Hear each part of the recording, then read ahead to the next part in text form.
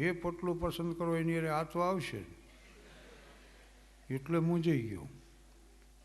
Bill ગેટ્સનું જઈને ઉપાડે ને ત્યાં વિચાર આવે કે મારો 2 હાર્ટ એટેક હશે આ નાના પોટલામાં તો.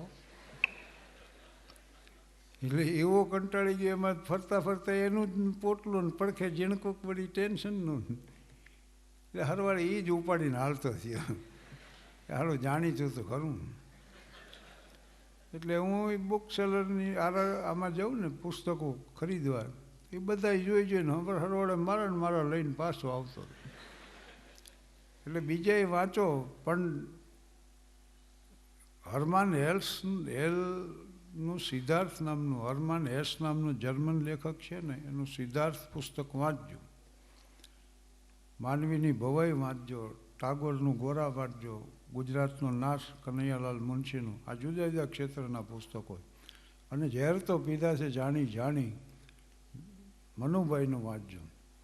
મનુભાઈ મને સમજાવતો, સણોસરા કાર્યક્રમમાં જતો ને, સરસ વાત મનુભાઈ કીધી કે હ્યુમરમાં રિયાલિઝેશન થવું જોઈએ, રિએક્શન ન આવવું. અમારે ઉતારા દરબારોની ડેલીએ હોય, વાતો પછી એની જ કરી, પણ છતાંય રોકાઈ ત્યાં જ. વ્યવસ્થા બધી કે અમારે નાથુબા ને કાંતુબા બે હજામચોરાથી ધ્રોળ આવવા નીકળ્યા ઘોડા માથે. બે શોખીન છે, આમ ભૂંગળીઓ હળગાવે, સામેથી પવન આવે ને ઓલવાઈ જાય.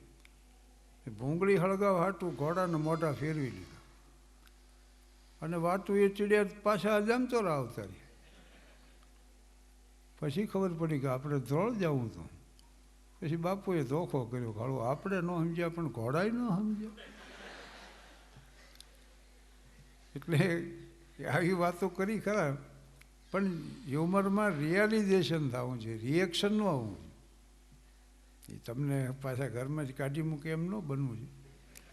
વિધાનસભ્યો અને મંત્રીઓ માટે ઘણા કાર્યક્રમો આપ્યા છે, અને ઘણી હમણાં રાજભવનમાં ગવર્નર કોહલી સાહેબે અને ભૂપેન્દ્રસિંહજી ચુડાસમા સાહેબ શિક્ષણ મંત્રીએ સાહેબ અમારો એક પરિસંવાદ રાખ્યો હતો ને બધાને બોલાવ્યા હતો, વિદ્વાનો, કલાકારો, સાહિત્યકારો.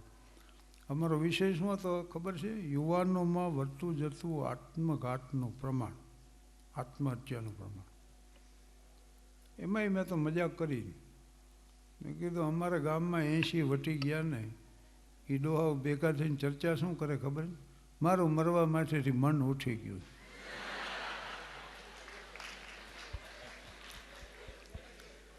અને પાછા શું ચર્ચા કરે? ગળો, ગોખરો, લીંડી પીપર, અશ્વગંધાને સતાવરી, મધ હારી લ્યો તો તાકાત વધે. હા, હવે વધશે એમ. એટલે વાંચો ભાઈ, વિશાળ જગત છે, ઘણું વાંચવા જેવું છે. Thank you sir. નમસ્કાર સર. હાજી. તમે તમારા હાસ્ય પ્રસંગોમાં બધા ઓડિયન્સને હસાવતા હો છો, એટલું ખડખડાટ તમે ક્યારે હસ્યા હતા? એટલું જ ખડખડાટ તો અમે કહું છું ને, મિત્રો અમે મિત્રો મળી છીએ ત્યારે ખડખડાટ હસી. એટલે એમાં કલાકાર મિત્રો હોય, કારણ કે અંગત વાતો જીવતરની હોય, એકાબીજા પાસે જાણતા હોય, એ પ્રસંગે આવે. બાકી કાર્યક્રમમાં હસવાનું નથી હોતું. અને હાસ્યકાર પોતે જ જો હસવા માંડે તો એની અસર નહીં રહી. એટલે લોકો ગમે એવા હશે, અમે તો ગંભીર ને ગંભીર જ રહી. પાત્રો ઉશ્કેરાઈ જાય પણ અમે શાંત રહીએ. સર, એમાંથી તમને એમ થાય કે આ ઘટનામાં હું સૌથી વધારે ખડખડાટ હશે?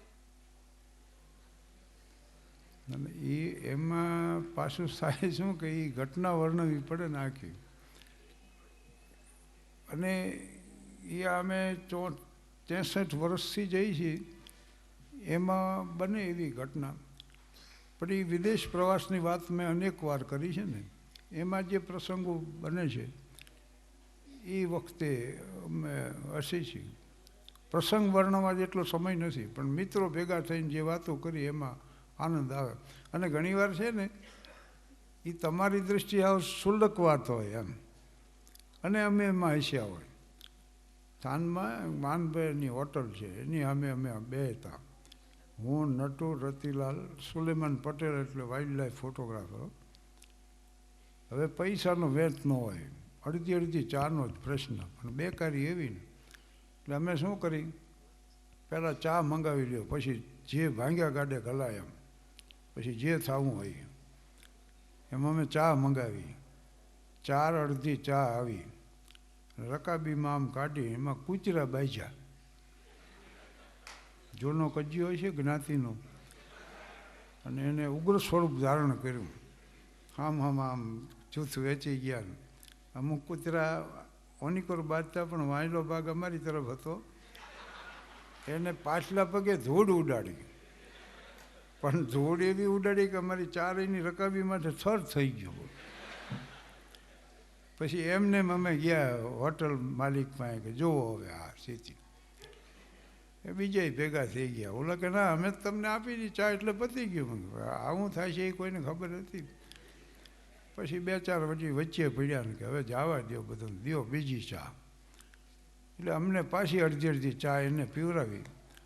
હવે આમાં અમે બહુ ખુશ થઈ ગયા. તો એ એક જમાનો એવો હોય, મૂર્ખાઈ ભરેલી વાતો માણસને આનંદ આવે ખરેખર. અને એમાં બને એવું બીજાને નહીં આવે. આ અમુક જોક અહીંયા કયો બીજે કયો એટલે સફળ થશે એવું નથી. ઘણા ગમે એવી વાત કરો તો હરિકથા સાંભળતા બેઠા આપણે, દાંત કાઢે નહીં, કાઢવા ન દે. બોલો, આ તો આઝાદીને આટલા વર્ષ આવ્યા, હવે માણા હસતા થયા છે. કે જૂના જમાનામાં વૃદ્ધોએ એક જ કામ કર્યું કે નો દાંત કાઢ્યા કે નો કાઢવા દે. જરાક જુવાનિયા ખુશી થાય શું હી હા કરો. અમારા ગામમાં 3-4 ડોહા એવા કાંઈ કોઈને અમારા જમાનામાં ચાલુ લઈને બધા અમને પિસ્તા ને કાજુ ને, અરે કીધું કોકની બરણીમાં જોઈ આવ્યા, તમે કીધી ખાઈ ખાઈને તૂટી રહ્યા. તેથી પૈસા જ નહોતા પાસે. માંદો પડે તે માણા પોપિયું ખાતા. બોલો, હજી એ ખાઈ છે તેમ થાય છે કાળું માંદા નથી ને. અને હાજા હોય ને મોસંબી કોઈ દી નથી ખાતી. અમારે સુરેન્દ્રનગરથી મંગાવવી પડે. ઓલા સવારની ફાસ્ટમાં પેસેન્જર જતા હોય ને એને પૂછે સુરેન્દ્રનગર જાઓ છો તો કે હા, 6 મોસંબી લેતા આવજો. એટલે ઓલો જ પૂછે કોણ માંદું? અમારે કાકાને તાવ આવે. હવે સાંજે મોસંબીનો રસ કાઢે આવડા ગ્લાસમાં. એ માંદો હોય ને એ કાકો એકલો પીવે, બાકી આખું કુટુંબ ટગર જોવે કે ક્યારે આપણે માંદા પડીને રહ પીળા થઈ. બસ આવા પ્રસંગોમાં અમે તો ખુશ થઈ જઈએ. Thank you once again sir. આપ બોલો પછી સૌથી મોટો પ્રશ્ન એ થતો હોય છે કે હવે કોણ બોલે અને શું બોલે. પણ ફ્રેડરિક નીટ્સનું એક વાક્ય છે, the essence of all beautiful art is gratitude. આ કાર્યક્રમને સફળ બનાવવામાં ઘણા લોકોનું યોગદાન રહ્યું છે. અમારી આ આભારની લાગણીને વ્યક્ત કરવા માટે હું મેથેમેટિક્સ ડિપાર્ટમેન્ટના લોકપ્રિય અને જોશીલા પ્રોફેસર શ્રી મિતેશ પટેલને આમંત્રણ આપું છું. નમસ્કાર. આ મારા માટે અત્યંત આનંદ અને ગૌરવની વાત છે કે આજના આ મીટ ધ પર્સનાલિટી કાર્યક્રમમાં આભાર વ્યક્ત કરવાનું મને સૌભાગ્ય સાંપડ્યું. Tolani college of arts and science અને ડિપાર્ટમેન્ટ ઓફ મેથેમેટિક્સ તરફથી આ કાર્યક્રમને સફળ બનાવવામાં પ્રત્યક્ષ કે પરોક્ષ રીતે જેમને પણ સહયોગ આપ્યો હોય તેમનો હું આભારી છું. સૌપ્રથમ જેવી રીતે સાહેબે કીધું એ જ પ્રમાણે 80 વર્ષના યુવાન પ્રખર શિક્ષણવિદ અને હાસ્યના સમાનાર્થી આદરણીય શ્રી સાબુદ્દીન સર કે જેઓ પોતાના કાર્યક્રમોમાં અત્યંત વ્યસ્ત હોવા છતાંય આપણા આમંત્રણને માન આપી અહીં આ કાર્યક્રમને એક નવી જ ઊંચાઈ સુધી લઈ જવા પધાર્યા, તેમનો હું અંતઃકરણપૂર્વક આભાર માનું છું. સર, હું તમને ખાતરી આપું છું કે તમારા દ્વારા કહેવામાં આવેલું આજની આ દિશાસૂચક વાતો અમે હંમેશા યાદ રાખીશું અને તેમાંથી પ્રેરણા લઈશું.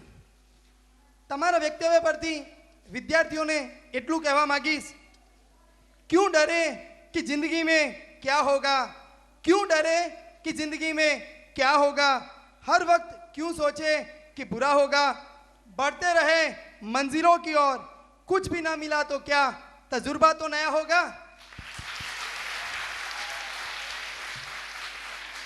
ગાંધીધામ કોલેજિયેટ બોર્ડના પ્રેસિડેન્ટ મેડમ અંજના હજારી અને કેમ્પસ ડાયરેક્ટર શ્રી દરિયાણી સર, કે જેઓ હંમેશા અમારા પથદર્શક રહ્યા છે, તેમનો હું હૃદયપૂર્વક આભાર માનું છું. અમને હંમેશા કંઈક નવું અને ઇનોવેટિવ કરવાની પ્રેરણા આપનાર અમારા પ્રિન્સિપાલ શ્રી ડૉક્ટર સુશીલ ધર્માણી સરનો હું અંતઃકરણપૂર્વક આભાર વ્યક્ત કરું છું. આદિપુર અને ગાંધીધામથી પધારેલા મહાનુભાવો, પત્રકારો, કોલેજના પ્રાધ્યાપકો અને વડીલોનો પણ હું અંતઃકરણપૂર્વક આભાર વ્યક્ત કરું છું. આ કાર્યક્રમ જેમના પુરુષાર્થ વગર અધૂરો હતો તેવા TYBSc મેથેમેટિક્સના વિદ્યાર્થીઓ અને અહીંયા પ્રેયર એન્કરિંગ કરનારા જે તમામ વિદ્યાર્થીઓનો હું હૃદયપૂર્વક આભાર વ્યક્ત કરું છું. Last but not the least, આ કાર્યક્રમની શોભા જેમના વગર અધૂરી છે તેવા તમામ Tolani college of arts and સાયન્સના વિદ્યાર્થીઓનો હું હૃદયપૂર્વક આભાર માનું છું. અંતમાં એટલું જરૂર કહીશ, जब सफलता की ख्वाहिश आपको सोने ना दे, जब सफलता की ख्वाहिश आपको सोने ना दे, जब मेहनत के अलावा और कुछ अच्छा ना लगे, जब लगातार काम करने के बाद थकावट ना लगे, समझ लेना कि सफलता का नया इतिहास रचने वाला है. Thank you very much. હવે અંતમાં સર્વે પોતાના સ્થાન ઉપર ઊભા થઈ અને રાષ્ટ્રગાન કરીશું. એક સાથ राष्ट्रगान शुरू करेंगे. शुरू कर.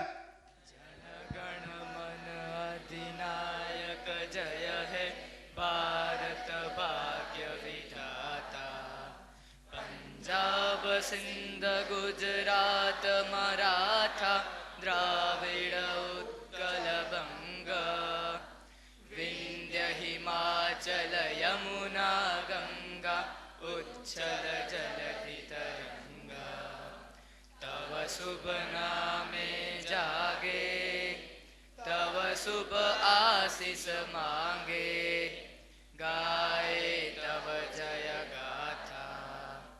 जनगण मंगलदायक जय हे भारत भाग्य विधाता, जय हे